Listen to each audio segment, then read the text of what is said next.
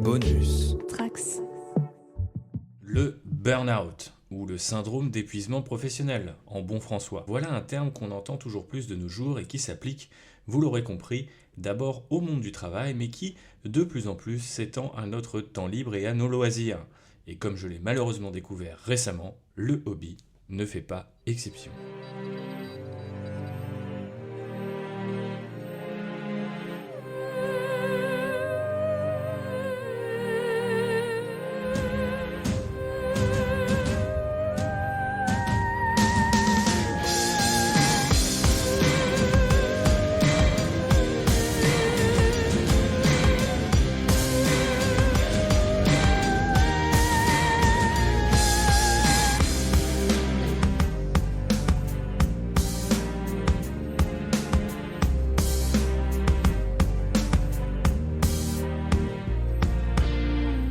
Bonjour à toutes et à tous, je suis Thibaut, alias République, vous écoutez Landrider et aujourd'hui j'ai une confidence à vous faire, je suis en plein hobby burn-out.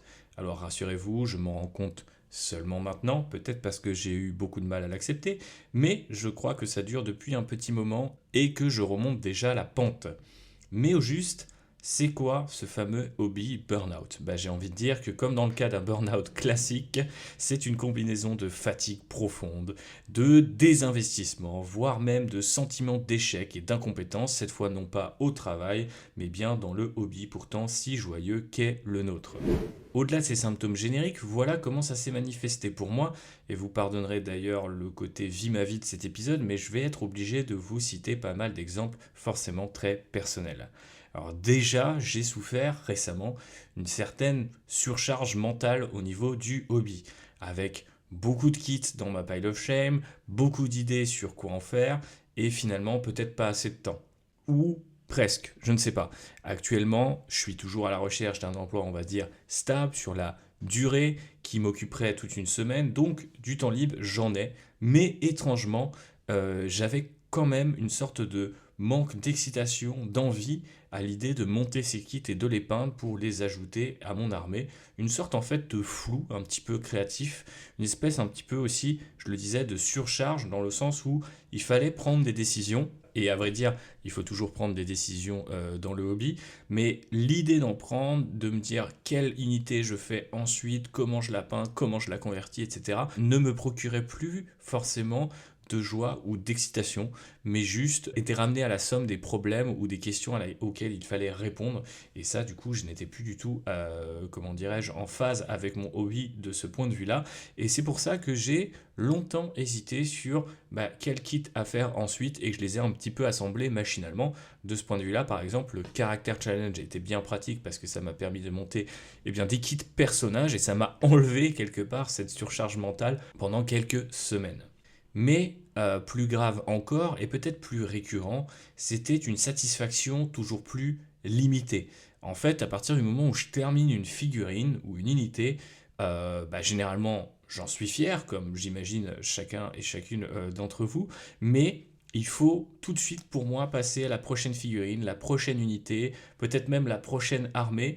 Et en fait, cette espèce de temps entre le moment où on termine une figurine, on va en être fier, on va en être satisfait, mais il faut quand même passer à la prochaine, il est devenu toujours plus rapide, voire même il a fini par être tellement rapide que le moment de la satisfaction, de la plénitude à l'idée d'avoir terminé cette figurine, il a disparu totalement, purement et simplement. Donc je me retrouvais à finir par exemple 10 gardes impériaux, et je me disais, c'est super, maintenant on fait les 10 prochains, mais le c'est super était extrêmement fugace, extrêmement léger en fait tout simplement.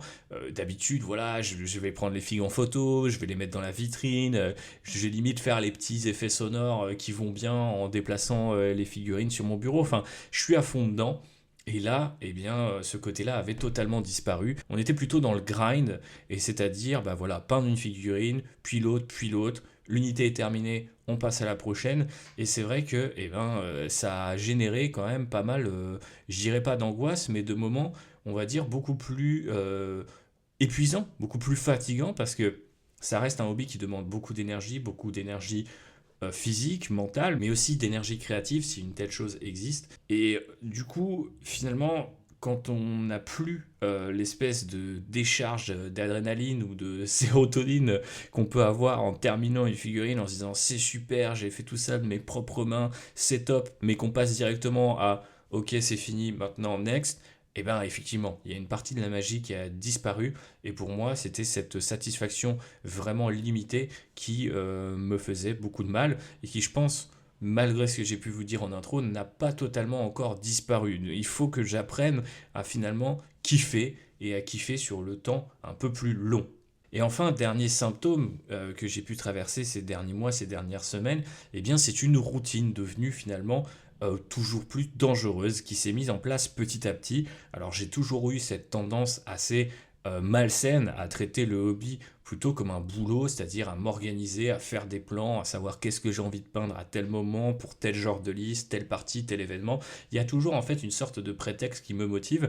D'ordinaire, je trouve ça assez positif et peut-être que là tout de suite en vous écoutant vous me dites que c'est plutôt quelque chose de effectivement sur lequel on peut compter, mais parfois le revers de la médaille peut nous tomber sur le coin de la tronche et c'est là où on se rend compte que tous ces plans, toutes ces idées, toutes ces, comment dirais-je, cette planification, eh bien elle va finir par se retourner contre nous et du coup on est complètement prisonnier d'une sorte eh bien, ouais, de destinée qu'on s'est fabriquée nous-mêmes, ce qui est un petit peu stupide parce que puisque c'est nous qui la décidons, on pourrait tout aussi simplement la faire disparaître, la balayer d'un seul revers de main, mais non, parfois, en fait, on se retrouve un petit peu paralysé devant l'ampleur de la tâche, ou en tout cas des tâches qui sont listées.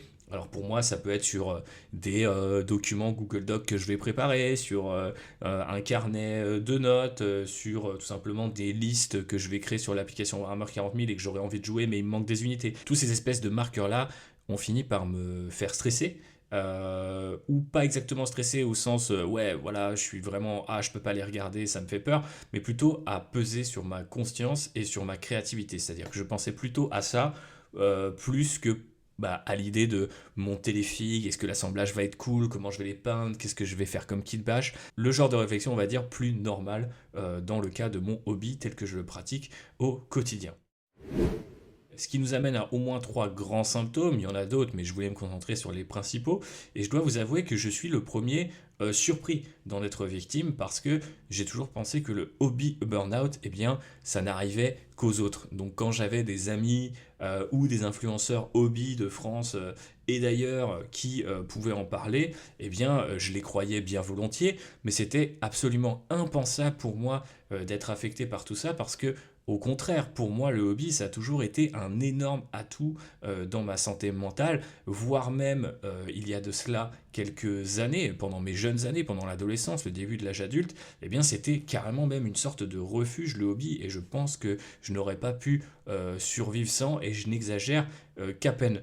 Donc voilà, je me suis dit, ça va jamais arriver. Le hobby, c'est mon allié de ce point de vue-là. Il ne va jamais se retourner contre moi. Et pourtant, nous voilà fin 2024, début 2025, et boum, ça me tombe sur le coin de la gueule. Alors la question, c'est de savoir maintenant pourquoi.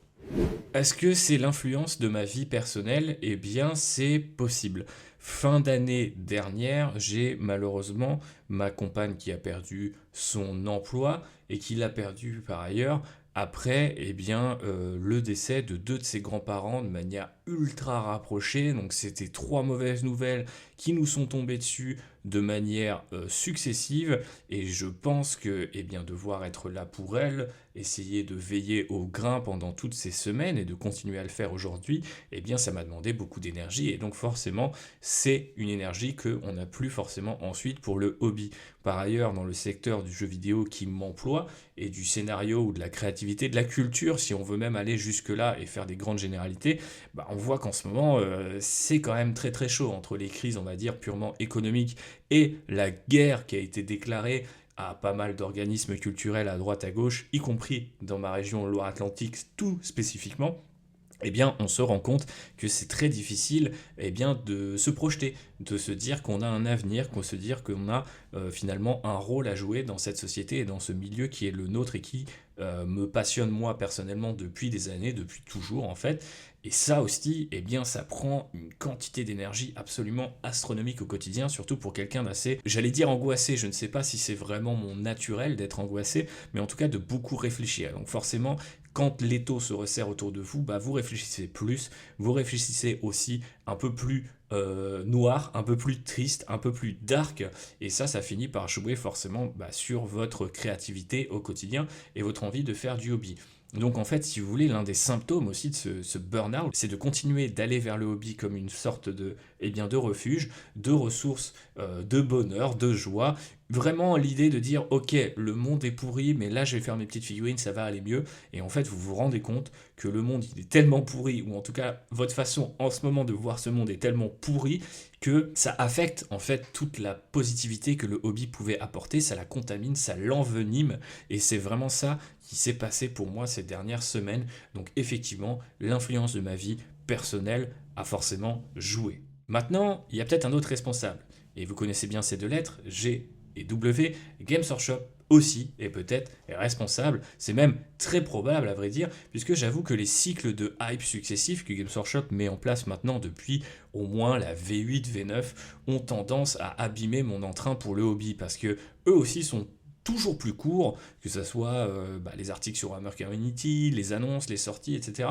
On a l'impression que eh bien, une figurine est annoncée, elle est même pas sortie, qu'elle a été remplacée par trois autres, elle aussi annoncée, pas sortie, peut-être pas tout de suite, ou alors avec des éditions limitées, puis il faut les précommander, puis on les a 15 jours plus tard.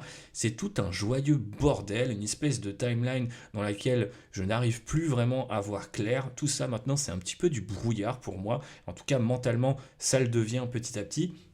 Et c'est vrai que eh bien, ça aussi, ça finit par abîmer mon appréciation pour le hobby. Alors après, on pourra très bien me dire, bah Thibaut, coupe les réseaux, va plus sur Warhammer Community, fais tes trucs sans forcément regarder ce que Games Workshop fait, mais c'est devenu assez difficile pour moi déjà parce que je gère ce podcast, et oui, mais aussi parce que en fait tout le monde finit par jouer, penser, apprécier le hobby au rythme qui nous est fixé par Games Workshop. Et ça, c'est très très difficile pour moi à vivre parce que je pense que ce rythme il n'est pas tenable d'un point de vue économique déjà, je pense qu'à un moment ça va péter et en fait on va se retrouver avec des trucs pas si cool.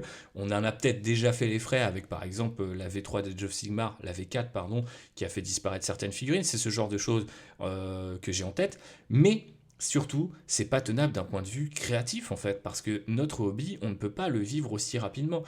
Et si on devait le vivre aussi rapidement que ça, je ne sais même pas si on aurait le temps, eh bien, d'assembler nos figurines. Peut-être qu'on jouerait juste les socles. Alors les peindre, n'en parlons même pas. Et du coup, je dois dire que c'est vrai que même si j'ai tendance à souvent déconnecter et à me dire ouais, mais bon, c'est Games, de toute façon, moi je vais prendre mes nouveaux gardes impériaux et après le reste, c'est cool pour les Eldar, c'est cool pour les Emperor Children, mais ça me concerne pas tant. Et bien finalement, ça finit par me concerner, ça finit par m'affecter parce que, ouais, j'essaie de me tenir à jour sur c'est quoi les changements de règles, c'est quoi les nouveaux gameplays que vont amener de nouvelles figurines, de nouvelles armées, de nouvelles unités. Et tout ça, c'est aussi beaucoup de travail finalement en fait. Faut pas l'appeler autrement. Si vous voulez être à jour, si vous voulez être au fait de tout ce qui sort, même si vous ne consommez pas tout, encore heureux d'ailleurs, parce que je pense que sinon je serais encore plus pauvre que je ne le suis déjà. Mais eh bien, ça demande du temps, ça demande de l'énergie et ça demande vraiment un temps et une énergie qui sont comparables à celles d'un travail. Alors effectivement, tout le monde n'est pas dans ma position de devoir le faire. Et d'ailleurs, il y a peut-être des créateurs de contenu qui peuvent très bien s'en foutre et miser plutôt sur un truc Oldhammer dont on reparlera tout à l'heure d'ailleurs, ou simplement sur leur propre rythme à eux, eh bien je les envie parce que moi j'ai encore du mal à trouver cet équilibre, mais petit à petit, vous l'avez peut-être vu dans l'épisode qu'on a fait avec Raphaël sur le récap de l'année 2024, eh bien c'est une alternative que j'ai envie d'incarner, c'est-à-dire ne plus forcément être, le mot est fort, mais l'esclave de Games Workshop et de son actualité. Mais forcément, eh bien, ça fait du mal à mon hobby et à mon appréciation de celui-ci, et ça a sans doute nourri ce burn-out de manière assez intense.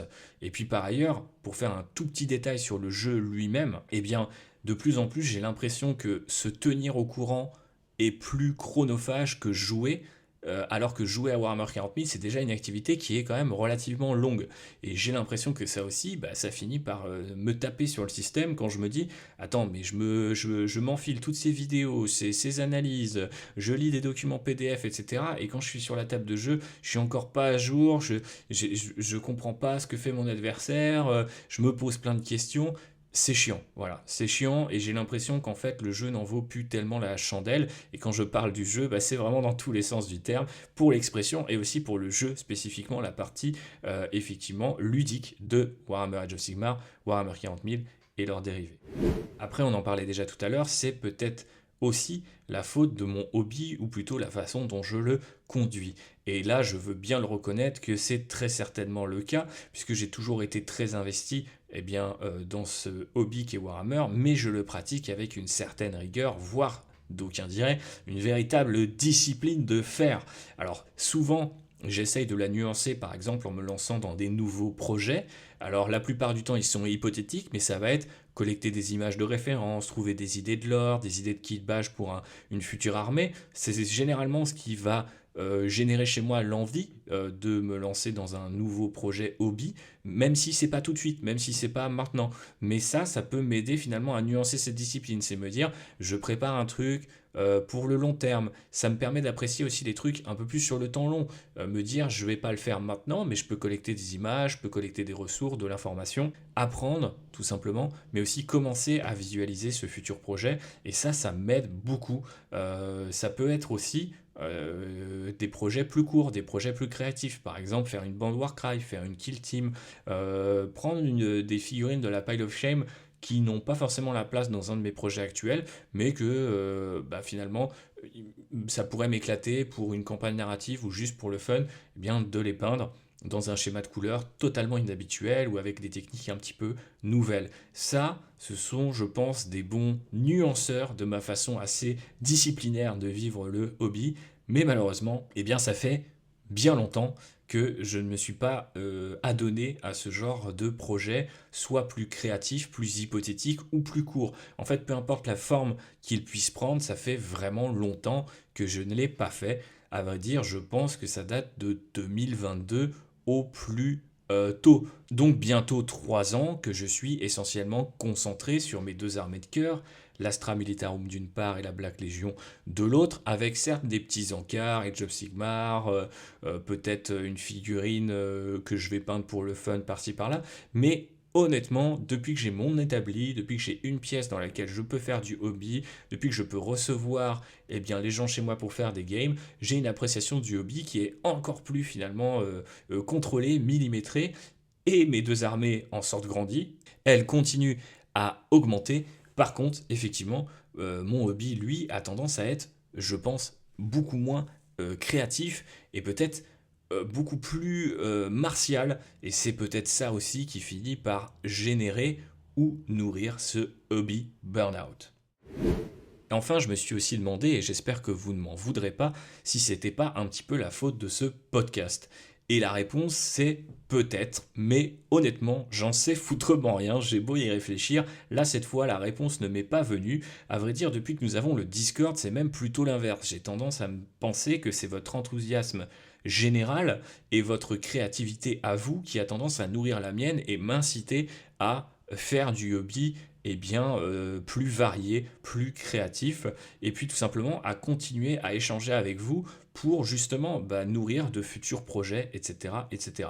Donc c'est vrai que spontanément, j'aurais plutôt tendance à dire que c'est un remède à ce hobby burn-out, mais c'est vrai qu'il est toujours un petit peu périlleux de faire de l'une de ses passions, et honnêtement, j'en ai beaucoup, mais je pense que c'est ma passion principale, le hobby, la première depuis toujours, ou presque depuis que je l'ai découverte en tout cas.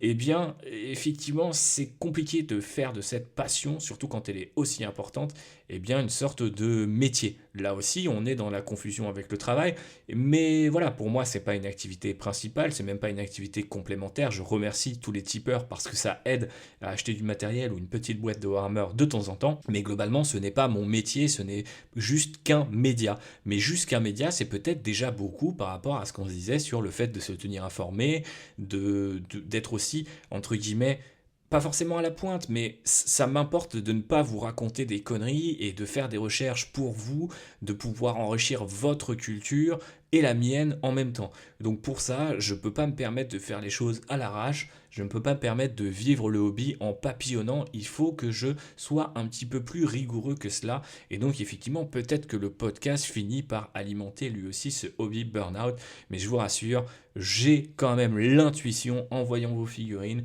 vos réflexions et puis tout ce que vous partagez sur le Discord, qu'il soit celui de Landrider ou sur d'autres réseaux sociaux, d'autres Discord. Je pense à celui de Rural Hammer et de l'ami Maxou notamment, dans lequel je fais souvent des sauts lors de mes journées, y compris lors de mes journées de travail, pour être un petit peu inspiré par bien ce que les hobbyistes là-bas y font. Non, en vrai, c'est quand même plutôt une source de d'enthousiasme, de créativité, de joie et une énergie assez moteur. Donc voilà pour un petit peu les raisons de pourquoi ça me tombe sur le coin de la figure aujourd'hui.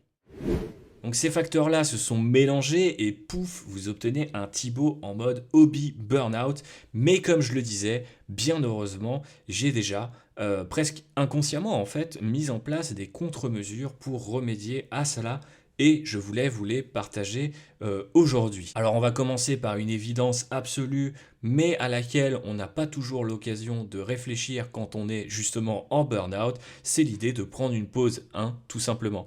Quand les gens sont en burn-out au travail, eh bien on leur fait un arrêt de travail. Quand les gens sont en burn-out dans le hobby, on peut leur faire un arrêt de hobby. Purement et simplement, vous arrêtez de monter des figues, vous arrêtez de les peindre, vous arrêtez de jouer, vous arrêtez de lire, vous arrêtez d'interagir avec Warhammer et ses dérivés, parce que effectivement tout dans ce moment assez délicat qu'est le burn-out risque de vous ramener vers tout ce qui ne va pas. Et ça, forcément, on ne veut pas l'entretenir plus longtemps que de raison.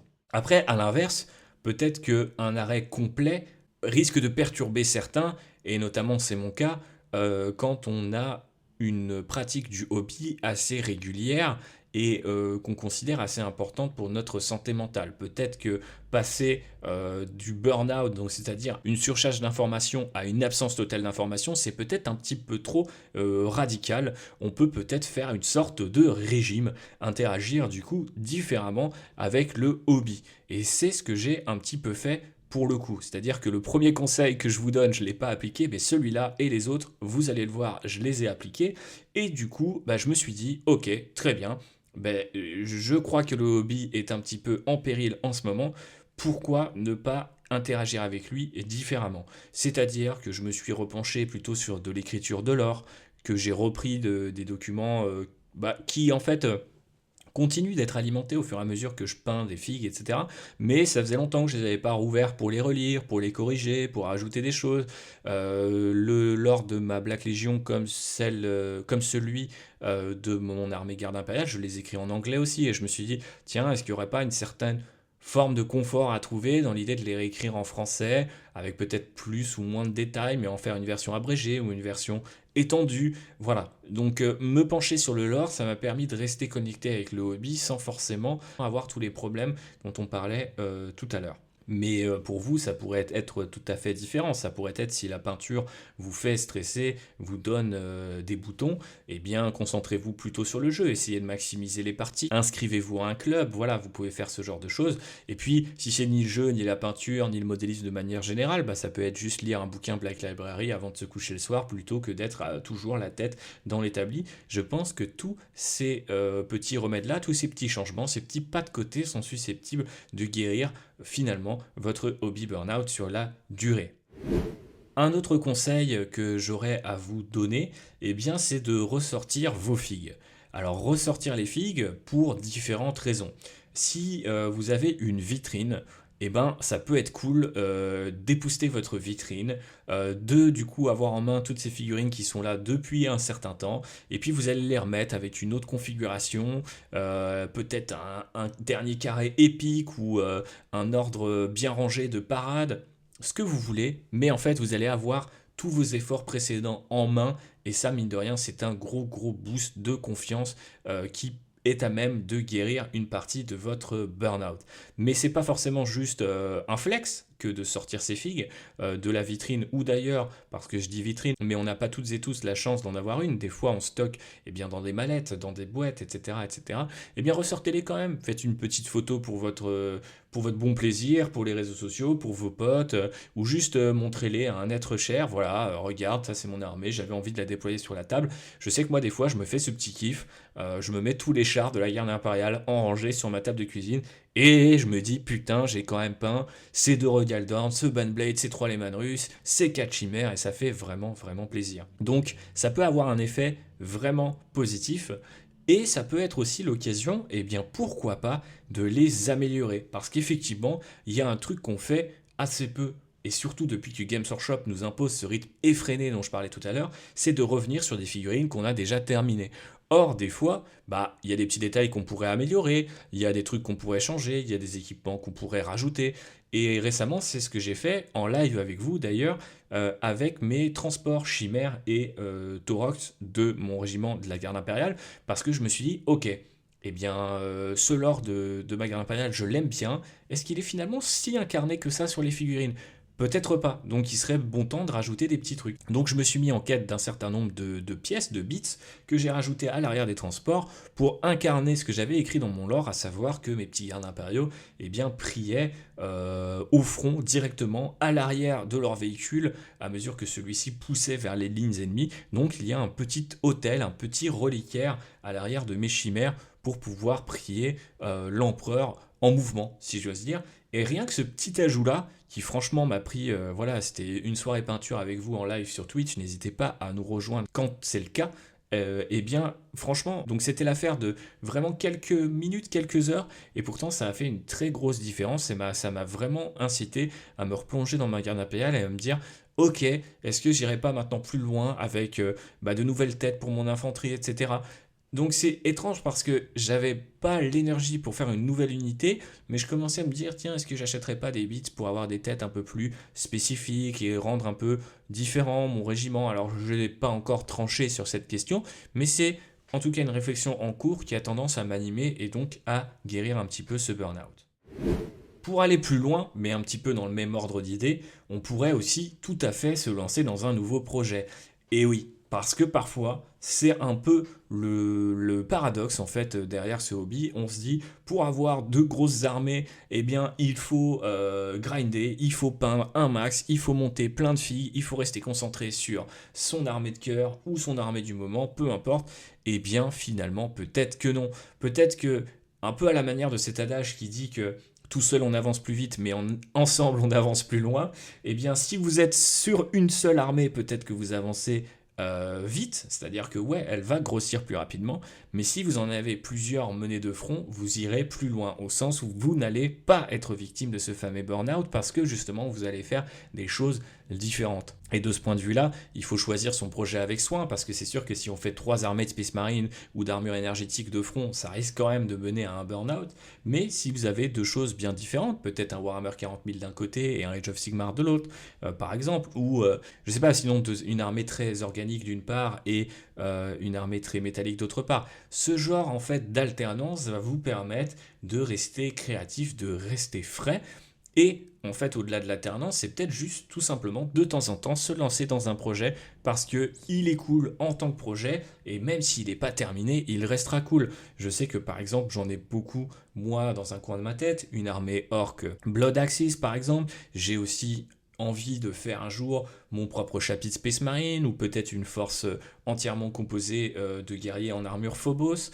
J'ai envie de peindre du Dark Angel parce que c'est un de mes chapitres préférés depuis toujours. Il y a plein de petits trucs comme ça qui pourraient fonctionner. Est-ce que le projet a besoin d'être une armée à 500, 1000, 3000 points? En fait, j'en sais rien. Ça se trouve, peindre un petit chevalier Dark Angel me ferait le plus grand bien. Et peut-être vous aussi, vous avez ces projets de rêves au long cours qui attendent d'être manifestés, mais qui peut-être n'ont pas besoin d'être manifestés à leur plein potentiel pour guérir votre hobby burn-out. Il faut simplement se lancer.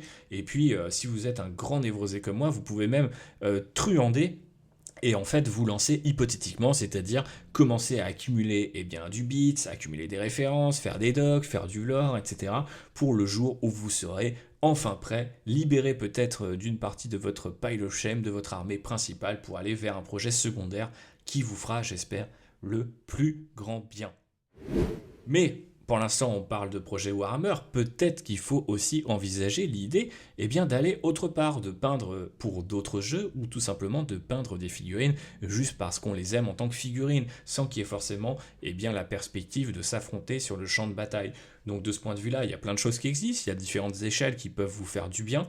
Moi, je sais que j'ai sur mon établi depuis longtemps une figurine qui est tirée de Frontier, une BD qui allait bien et qui est sortie chez Rue de Sèvres au label 619 de Guillaume Singelin, qui du coup avec le label ont imprimé en 3D un certain nombre de petits personnages dans un look un peu chibi tactical du plus bel effet en 3D, du coup je le disais, et j'en avais acheté une, et je me disais il faut que je la peigne, il faut que je la peigne, il faut que je la peigne, et je ne le fais pas, et je pense que là je vais le faire parce que l'échelle est complètement différente de ce qu'on a l'habitude de voir pour Warhammer 40 000, on n'est pas du tout sur la même taille, on n'est pas du tout sur le même style, et puis je vais pouvoir la peindre dans des couleurs très BD, donc très pop, très vives, et ça je pense que là aussi, ça va me faire du bien et ça va me permettre un petit peu d'envisager la peinture plus sereinement, par exemple. Alors c'est très spécifique à la peinture, mais je pense qu'on pourrait même se dire, bah ouais, allons faire du Trench Crusade parce que c'est un jeu d'escarmouche narratif, c'est tout ce que Games Workshop ne fait pas ou ne fait plus en ce moment. Il y a quand même l'idée de pouvoir s'éclater avec des techniques de peinture grimdark. Vous voyez l'idée, en décalant un petit peu votre enthousiasme vers des projets qui ne sont pas du Warhammer, parfois vous pourrez mieux retourner à Warhammer. C'est encore une fois un petit peu un paradoxe, mais je pense que c'est très intéressant. Alors après, le problème derrière tout ça, c'est que ça peut générer un autre stress, à savoir trouver des joueurs pour tester votre nouveau jeu, passer vers un autre système de jeu qui est peut-être moins populaire que Warhammer, etc., etc. C'est vrai, mais finalement, est-ce que c'est pas aussi sympa de se dire, je ne sais pas, si comme moi vous êtes fan d'histoire militaire, vous montez une petite force Bolt Action pour le jour où vous aurez envie de jouer à Bolt Action, peindre du Star Wars parce que vous aimez Star Wars. Voilà, il y a plein de trucs à aller manger. Il y a des impressions 3D aussi qui sont magnifiques, qui sont un peu des figurines agnostiques, qui ne vont pas forcément correspondre à un jeu, à un système ou un univers précis, mais qui vont vous permettre d'exprimer votre créativité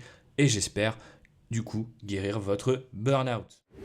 A l'inverse, si finalement vous êtes un total fanzouz de Warhammer et que finalement sortir des mondes de Games Workshop s'apparente pour vous à de la trahison, je pense qu'il y a une solution pour vous qui peut marcher et qui peut quand même si on reste chez Games Workshop, vous sortir de leur rythme effréné complètement zinzin.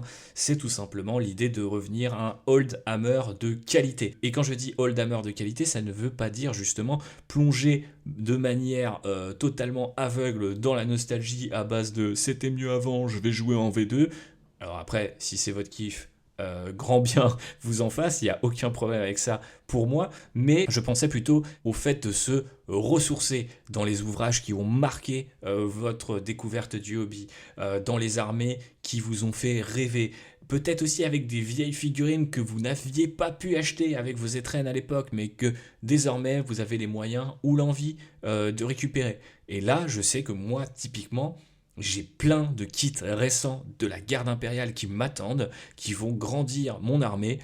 Et pourtant, je n'ai qu'une seule envie, c'est de mettre mes vieux Vostroyens dans du paint remover et les repeindre aux couleurs de mon armée actuelle avec un standard plus élevé et juste kiffer peindre ces sculptes qui sont divins, qui sont certes en métal, mais du coup ont la simplicité et je dirais une forme d'abstraction qu'on ne connaît plus aujourd'hui chez Games Workshop. Vous prenez le moindre kit, même le plus simple, il est bourré de détails et c'est super stylé d'avoir des couteaux suisses, des petites tasses et des sangles dans tous les sens sur le moindre Icadien, mais des fois c'est pas reposant. Donc il faut accepter de revenir vers des vieilles filles ou des vieux ouvrages parce qu'ils nous réouvriront les portes du hobby et ils nous montreront finalement comment on l'appréciait à l'époque. Et je pense que ça, se connecter à cette énergie finalement peut-être des débuts ou de l'âge d'or, ça peut vous faire beaucoup de bien et sans forcément du coup tomber dans une banale nostalgie à base de c'était mieux avant et je vais juste faire des mini-marines pour toujours. Non, je pense qu'il y a plein de trucs cool qui sortent en ce moment, on aurait tort de s'en priver, mais on aurait aussi tout à fait tort d'être esclave du rythme de sortie, de production et de hype tout simplement que Games Workshop nous impose à grands coups de preview le dimanche soir ou une fois par mois sur Twitch. Vous voyez l'idée. Et enfin, peut-être le conseil le plus important pour terminer, eh bien c'est celui tout simplement de sortir de sa zone de confort, de prendre des risques.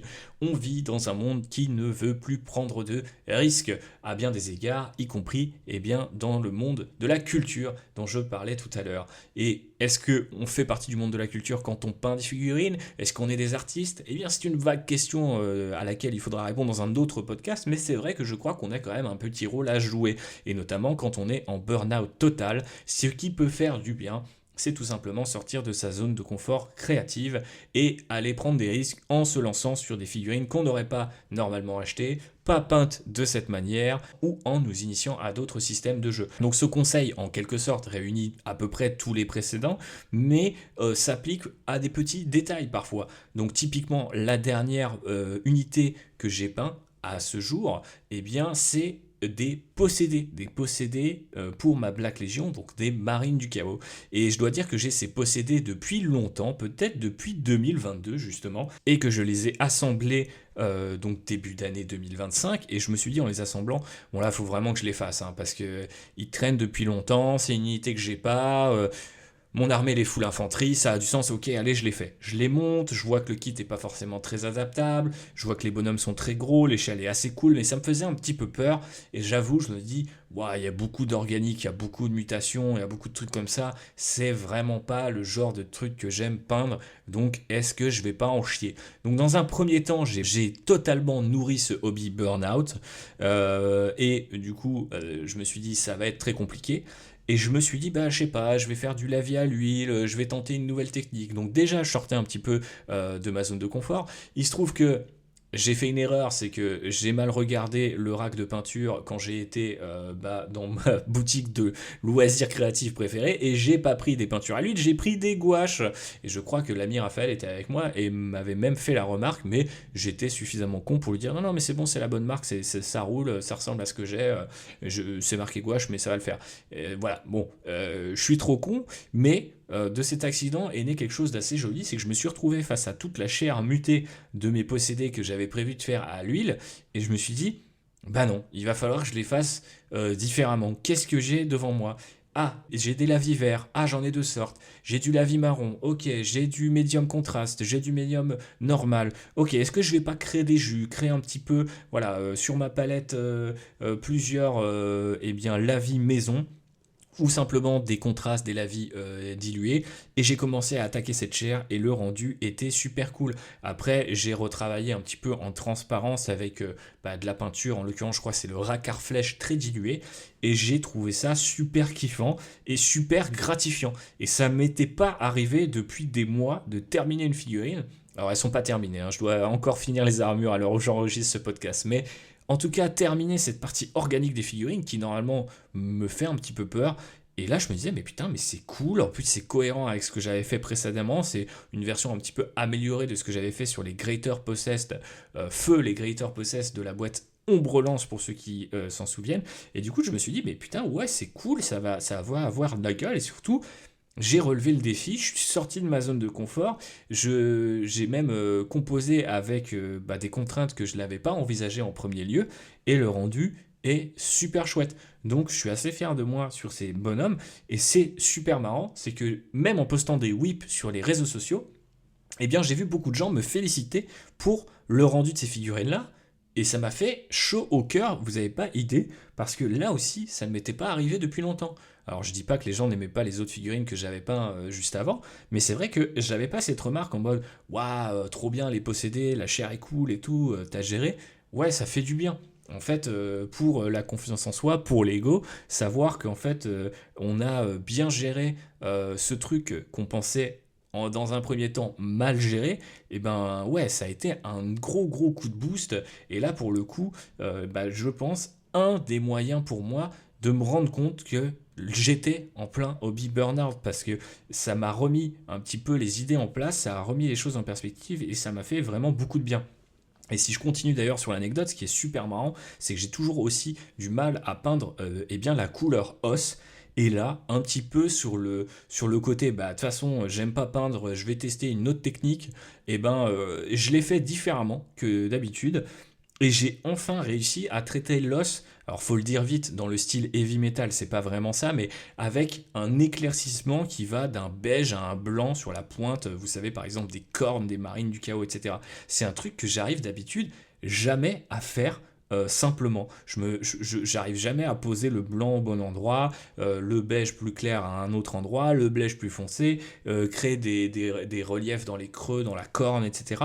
J'ai toujours eu beaucoup de mal, et là, bizarrement, ça a marché tout simplement parce que j'ai l'impression que je m'étais libéré tout simplement du résultat et de la contrainte. Je me suis dit, écoute, de toute façon, ce truc-là organique, c'est pas mon kiff, c'est pas mon fort. Donc autant essayer des nouvelles techniques qui me permettront d'obtenir un résultat cool. Et c'est vrai que ça peut être qui tout double, mais là en l'occurrence ça a marché et ça m'a vraiment redonné une énorme confiance en moi. Donc merci à vous, mes 5 petits possédés, et merci à ceux qui ont commenté suite à leur publication sur les réseaux sociaux. Voilà un petit peu pour les différents conseils que j'avais envie de vous donner à l'occasion de ce podcast. Alors bien sûr, ils ne seront pas valables pour tout le monde, mais je suis assez persuadé qu'en piochant parmi eux, vous pourrez peut-être réduire vous aussi votre burn-out, qu'il soit naissant, total ou comme moi en voie d'amélioration. C'était en tout cas l'idée derrière ce podcast, parce que pour être honnête, je devais à l'origine enregistrer un tout autre épisode sur le jeu narratif. D'ailleurs, rassurez-vous, il arrive quand même, mais je me suis dit qu'il était finalement beaucoup plus sain et pourquoi pas utile en fait d'utiliser cette drôle de situation que je suis en train de vivre pour aborder un sujet bien plus complexe qu'il n'y paraît. Donc si ça vous a plu, n'hésitez pas à partager ce podcast autour de vous, rejoignez-nous sur Discord, sur Instagram, récemment sur Blue Sky pour partager vos astuces contre le hobby burnout et soutenez-nous sur Tipeee si le cœur vous en dit. Mais surtout, dans ce monde de fous qu'est le nôtre, prenez soin de vous. N'hésitez pas à demander de l'aide, que vous soyez en burn-out créatif ou en burn-out professionnel, que vous ayez des problèmes de santé mentale, c'est extrêmement important d'y faire face et d'y faire face ensemble. Donc voilà. On est là, nous la communauté du hobby, pour en parler. J'espère que ce podcast sera l'occasion d'ouvrir le débat. Donc n'hésitez pas à commenter et à partager ce podcast. Je vous dis à la prochaine. Prenez soin de vous. Encore une fois, c'est important. Prenez soin de vous et des gros bisous. Bonus. Trax.